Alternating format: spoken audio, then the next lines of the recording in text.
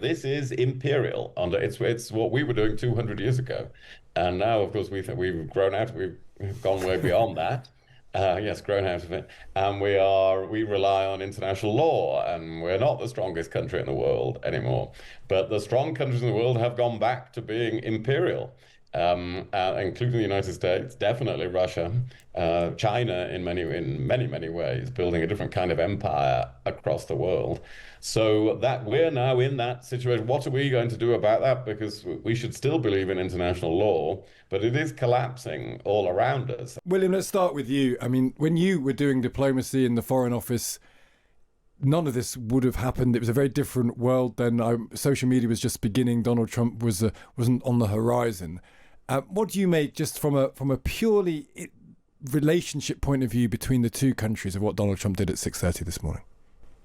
Oh, it's terrible for relationships, as of course is the everything that happened over the weekend about Greenland. It's a terrible way to do foreign policy. You're right, it was different when I was Foreign Secretary, but then we had Barack Obama as President of the United States.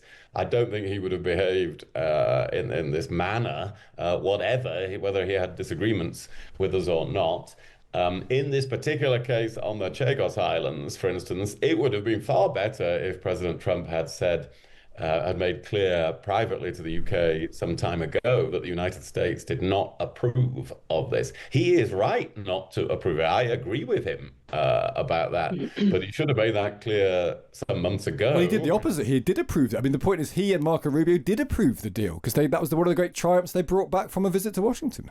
Right, well, so it is, yes, so it is believed, and clearly didn't really agree with it, or he's changed his mind, or whatever. So that's not a good way to do foreign policy. It also isn't a good way to do foreign and security policy, though, in my view, for the British government to hand over the Chagos Islands and then pay Mauritius for the privilege of having it handed over to them for 99 years into the future, both for strategic reasons and environmental reasons. There is a major marine protection area around those islands. It's not clear how that's going to be safeguarded in the future. So I don't agree at all with that. If I had been Foreign Secretary, when I was Foreign Secretary, I spent a lot of time on Chagos Islands matters, but I would never have handed over British sovereignty of those islands. So I think Trump is right about that. But no, they're launching these attacks on the government, saying the government is stupid in the middle of the night. It definitely is not a diplomatic way to go about these things. I wonder, is that line from Oscar Wilde that Britons and Americans are divided by the same language? I wonder that we're just talking completely different languages as the continent of Europe and Donald Trump, because Darren Jones again said, what Trump really cares about is just security and making sure that NATO pulls its weight, and we all agree on that, and there's very little between us. Whereas actually what Donald Trump is saying in terms is, I want Greenland. I'm prepared to do it in one way, or I'm prepared to do it through military means. I want a legacy which is an imperial legacy of me building up America in the Western Hemisphere. I want Canada. I want Greenland. I want to gain territory in my own name.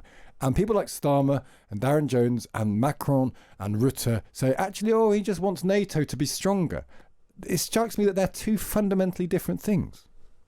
Well, yeah, I think you're right. This is imperial it's what we were doing 200 years ago, and now, of course, we've grown out. We've gone way beyond that. Yes, grown out of it, and we rely on international law, and we're not the strongest country in the world anymore. But the strong countries in the world have gone back to being imperial. Including the United States, definitely Russia, China in many ways, building a different kind of empire across the world. So that we're now in that situation. What are we going to do about that? Because we should still believe in international law, but it is collapsing all around us, and that's why I argue we are going to have to talk about redeveloping some power in the UK. It's the thing we don't like to talk about anymore in Britain, being powerful. But we are going to need stronger armed forces, and we are going to need to build up key companies in the UK, and we are going to need leverage against other countries, and we haven't really thought about that for decades now. Is it worth me just reading out the UK government's response to Donald Trump's Truth Social? We just read it out before, but in the context of what you're saying, William, I think it's relevant. Government spokesperson said, quote, "The UK will never compromise on our national security. We acted because the base on Diego Garcia was under threat after court decisions undermined our position and would have prevented it operating as intended in future. This deal secures the operations of the joint US-UK base on Diego Garcia for generations, with robust provisions for keeping its unique capabilities intact and our adversaries out. It's been publicly welcomed by the US, Australia and all other Five Eyes allies, as well as key international partners, including India, Japan and South Korea." So there we go. And so they're not going to back down. And Darren Jones sort of said that to us. Kezia, where does this leave Kier Starmer? Because we sat here in this studio. He decided to call a press conference about Greenland and then basically used the opportunity to say what a great success his relationship with the United States was, the pragmatic, in the national interest, bringing recognisable benefits to the country.